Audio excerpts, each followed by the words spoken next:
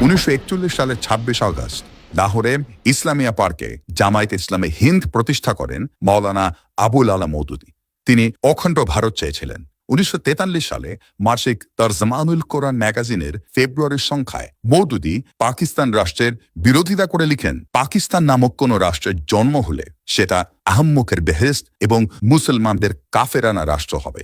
1947 সালে ভারতীয় উপমহাদেশ ভাগ হলে কাফেরানা রাষ্ট্র পাকিস্তানের লাহোরে চলে যান মওদুদী এবং ঘোষণা করেন পাকিস্তান হল খোদাদাদ বা আল্লাহর দান। ভারতের পাঠানকোট থেকে প্রকাশিত তার আগের বইগুলো যখন পাকিস্তানে ছাপা হয় তখন জিন্নাহ, পাকিস্তান, মুসলিম লীগ সম্পর্কে যেসব সমালোচনা ছিল সেগুলো ছেঁকে ফেলে। এরপর যখন পাকিস্তান ভেঙে বাংলাদেশ হতে চাইল তখন এদেশে থেকে সেটার বিরোধিতা করলেন জামায়াত ইসলামীর আমির গোলাম আজম। অর্থাৎ জামাত এমন একটি দল যারা সেই দেশটিতেই কার্যক্রম চালাচ্ছে যে দেশটির অস্তিত্বই তারা চায়নি।